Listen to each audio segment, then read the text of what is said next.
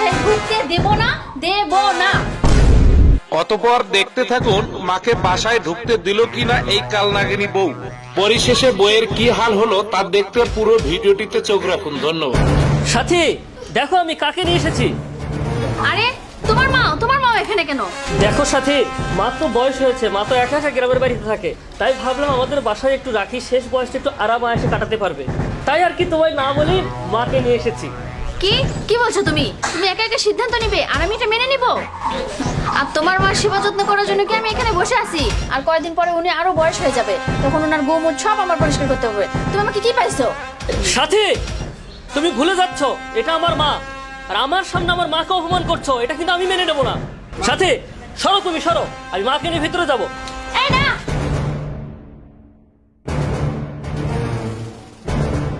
তোমার মাকে আমি এই বাসায় ঢুকতে দেব না, দেব না।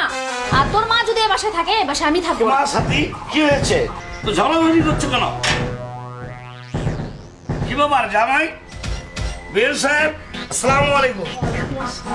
ওরে, তোর বাবা বোন এসে আমার বাড়িতে থাকে আর আমার মা আসলে সমস্যা। আজকে তোর একদিন অথবা আমার একদিন, তোর সাথে তো আমি সংসার করবোই না।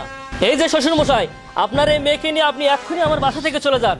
আপনার মেয়ের সঙ্গে আমি আর সংসার করব না। আমি তোমার মতো একটা কুলঙ্কার সন্তান জন্ম দিয়েছি। ছি ছি সাথী, ছি, যে কিনা নিজের শাশুড়িকে শাশুড়ি মনে করতে পারে না। চলো তুমি বেরিয়ে এসো, আমি এক মুহূর্ত তোমাকে এখানে রাখবো না। বাবা জামাই, তুমি আমাকে ক্ষমা করে দিও। বিয়ান সাহেব, আপনি আমাকে ক্ষমা করে দিও।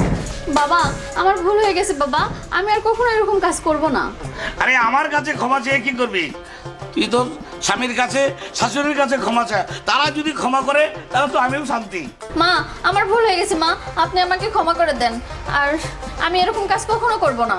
মা, আমি আর কখনো আপনার সাথে খারাপ আচরণ করব না। আজকে থেকে আমি আপনার সেবা যত্ন করব। আর মা, আপনি এখানে সারা জীবন থাকবেন। আপনি না মা, ক্ষমা করা লাগবে কিসের জন্য মা? আর আমার সেবা যত্ন তোমার করা লাগবে না মা। আমি যে আমার ছেলেকে পেয়েছি, এটাই আমি শান্তি মা। আমি যে আমার ছেলের সঙ্গে থাকতে পারবো, এটাই তো আমার পরম পাওয়া মা। ও মা গো, আজ আমি অনেক খুশি হয়েছি যে তুমি তোমার ভুলটা বুঝতে পেরেছো। আচ্ছা মা, শোনো, আমি তোমাকে একটা কথা বলি। আজ যে ঘটনাটা ঘটেছ, আর যেন এই ঘটনা আর কোনোদিন তুমি না ঘটো।